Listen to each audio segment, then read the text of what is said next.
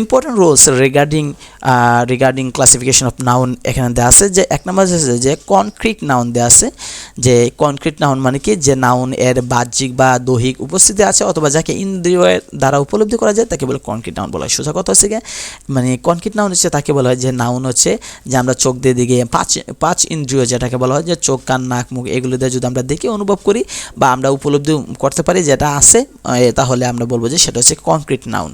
তো এই কনক্রিটকে আমরা বলছি যে 4 ভাগে ভাগ করছে proper, common, collective, material, abstract হচ্ছে আলাদা। তো আমরা যদি প্রথমে খেয়াল করি যে প্রপার নাউন যেটা দেওয়া আছে আমরা জানি যে নাউন দ্বারা কোনো ব্যক্তি বস্তু বা স্থানের নির্দিষ্ট নাম বোঝায় যেটা হ্যার নাম শুধু সেটাকে বলা হয় প্রপার নাউন। অর্থাৎ কোনো একটা ব্যক্তি কোনো একটা বস্তু কোনো একটা জায়গার নির্দিষ্ট নাম গণহারের নাম নয় যে হ্যার নিজের নাম সেটাকে বলা হয় যে প্রপার নাউন। যেমন আমরা যদি খেয়াল করি যে মানুষের নাম, জায়গার নাম, ঢাকা, নিউ ইয়র্ক, লন্ডন, অর্গানাইজেশনের নাম, নদী নালা খালবিল এইগুলোর নাম সেটা বলতেছে। নোট বাংলায় অন্তঃস্থ মানে বাংলা বলতেছে যে বাংলায় অন্তঃস্থ ব্যবহার করে জোর দিয়ে কথা বলা হয়। যেমন করিমের, রহিমের ইংরেজিতে এই অন্তঃস্থ কে প্রপার নাউনের ক্ষেত্রে এস ব্যবহার করা হয়। যেমন করিমস অ্যাপোস্ট্রফি এস যেটা বলা হয় করিমস জনস বলা হয়। আমরা বললাম যে আমি এটা করিমের বাড়ি, তাহলে আমি কি বলবো দিস ইজ করিম হাউস? না, তাহলে এটা হইব করিম বাড়ি। আমরা যদি বলি এটা কামালের বাড়ি তাহলে আমরা যদি বলি দিস ইজ কামাল বাড়ি মানে দিস ইজ কামাল হোম বা দিস ইজ কামাল হাউস তাহলে দেখা যাব যে কামাল হাউস বললে কামাল বাড়ি হয়ে যাব। কামালের মানে এর অন্তঃস্থ যদি আমরা ইউজ করতে চাই তাহলে আমরা বলবো সেটা হচ্ছে কামালস হোম বা কামালস হাউস। মানে কামালের উপরে একটা কমা দেব, কমা দিয়ে একটা এস দেব, সেটা বলে অ্যাপোস্ট্রফি এস বলা হয়। Kamal's house, Kamal's home. তো এটাই বলতেছে যে শেষে যদি আমরা এর শব্দটা ইউজ করি বা অন্তঃস্থ ইউজ করি যে কামালের বই তাহলে কামাল বুক না কামালস বুক হবে। তো প্রপার নাউনের কিছু বৈশিষ্ট্য দেশে প্রপার নাউন কোনো নির্দিষ্ট ব্যক্তি বা বস্তু নির্দিষ্ট নাম বোঝায়, অন্য কিছুর নাম বোঝায়। বা আমরাও জানি প্রপার নাউনের ক্ষেত্রে আমরা জানি প্রথম অক্ষরটা অর্থাৎ কোনো কিছুর নাম বোঝালে সে নামে প্রথম অক্ষরটা অবশ্যই বড় হতে হবে।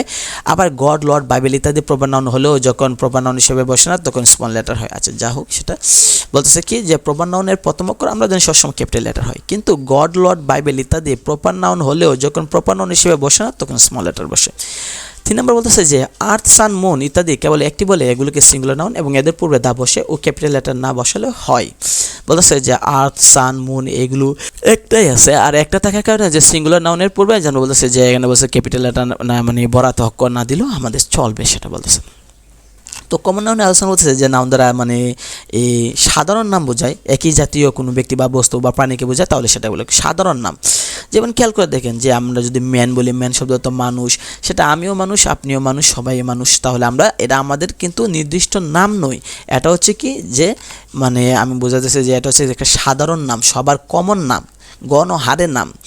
একইভাবে আমরা যদি মানে বই বলি বুক, বুক শব্দ হচ্ছে বই, তাহলে আমরা জানি যে কোনো একটা বইরে আমরা বই বলতেছি যে এটা হচ্ছে বই, বুক। কিন্তু আমরা যদি নির্দিষ্ট করে বলি তাহলে আমরা বলতে পারি যে বাংলা বই, ইংরেজি বই, গণিত বই বলতে পারি। কিন্তু এটা হচ্ছে নির্দিষ্ট করে নাম গণিত বই, তাহলে সেটা হচ্ছে প্রপার। কিন্তু আমরা বলতেছি যে বই, তো যত বই আছে সবারই তো আমরা বই বলতেছি, নির্দিষ্ট করে কিন্তু বলতেছি না, গণহারের নাম হচ্ছে বই, তাহলে সেটা হচ্ছে কি আপনার কমন নাউন অর্থাৎ গণহারের নাম।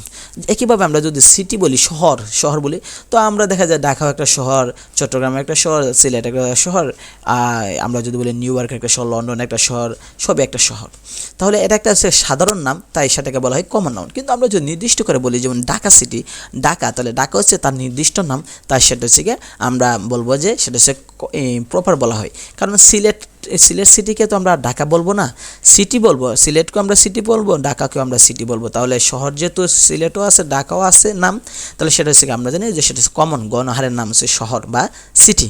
কিন্তু নির্দিষ্ট করে আমরা যদি বলি সিলেট, তাহলে সেটা হচ্ছে কি আমরা জানি সেটা হচ্ছে প্রপার বলা হবে। উল্লেখে যে সিঙ্গুলার নাউনের পূর্বে অবশ্যই আর্টিকেল বসে। আচ্ছা, সিঙ্গুলার কমন নাউনের পূর্বে আমরা আর্টিকেল বসাতে পারি। তো আমরা প্রপার নাউনকে কমন নাউন মানে প্রপার নাউন এবং কমন নাউনের মধ্যে পার্থক্য দেওয়া আছে। যেমন আপনি খেয়াল করে দেন, কমন নাউন হচ্ছে ম্যান, ম্যান হচ্ছে মানুষ মানুষ সেটা হচ্ছে সাধারণ নাম। কোনো কিছু মানুষ, প্রত্যেক মানুষকে আমরা ম্যান বলি। তাহলে এখানে প্রপার নাম কি ভাই? একদম নির্দিষ্ট নাম। গার্ল, গার্ল মানে হচ্ছে মেয়ে, মেয়ে হচ্ছে সকল মেয়েদেরকে একটা সাধারণ নাম, যে তুমি মেয়ে, হে মেয়ে, সে মেয়ে। কিন্তু তা যদি একটা নাম বলি যে সে হচ্ছে রুনা, সীমা, ফাহা, তাহলে সেটা হচ্ছে তার প্রপার নাউন।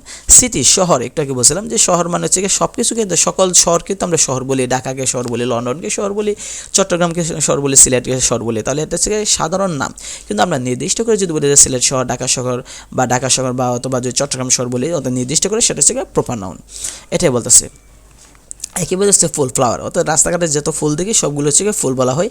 অর্থাৎ আমরা যে বাগানে যে ফুল দেখি বা ফল দেখি বা এনিমেল পশু পাখি দেখি, সবগুলো আমরা জানি সেটা হচ্ছে ফুল বলা হয়। অর্থাৎ আমরা চলতে ফিরতে যে বাগানে বা বাড়ির আশেপাশে বা মাঠে যেখানে আমরা যে ফুল দেখি, সেটা হচ্ছে আমরা জানি ফ্লাওয়ার বলবো, এটা হচ্ছে সাধারণ নাম। কিন্তু আমরা যদি নির্দিষ্ট করে বলি যে রোজ, বেলি, লোটাস, শাপলা, নির্দিষ্ট করে যদি আমরা বলি, তাহলে সেটা হচ্ছে যে সেটা হচ্ছে প্রপার নাউন বলা হয়। তো নোট দেওয়া আছে যে প্রপার নাউন দ্বারা তুলনা বোঝালে কমন নাউন এ পরিণত হয়। অ্যাডজেক্টিভের আগে দা বসালে তা প্রপার কমন নাউন। আমরা জানি যে অ্যাডজেক্টিভ আগে দা বসালে সেটা প্লুরাল হয়ে যায়। যেমন আমরা আগে বলছিলাম, যেমন রিচ মানে হচ্ছে ধনী, দা রিচ মানে হচ্ছে ধনী, রা মানে এটা প্লুরাল বোঝায়। এটা এখানে বোঝাতে চাচ্ছে।